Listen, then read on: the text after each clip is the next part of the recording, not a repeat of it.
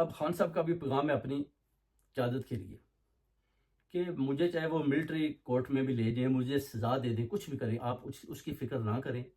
اگر میری حکومت خیبر پختونخوا کے اندر سے جاتی بھی ہے تو جانے دیں، مگر آپ در نہ دیں.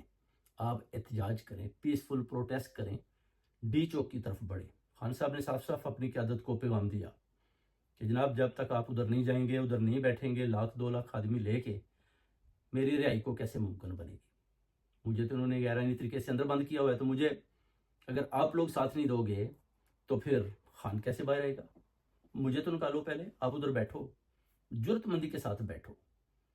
قوم آپ کے ساتھ ہے، قوم میرے ساتھ ہے، میں قوم کو عوام کو ادھر بھیجوں گا. اب قیادت میں جرت ہونی چاہیے ڈی چوک میں بیٹھنے کی. عوام تو ادھر ویٹ کرتی ہے کہ قیادت میں سے کوئی بھی آئے. اب شیر افضل مروت بھی کہہ رہے ہیں کہ میری طبیعت اب کافی ٹھیک ہوگی. اب دیکھتے ہیں کہ شیر افضل مروت اب وہ کون سا لایا عمل اختیار کرتی ہیں.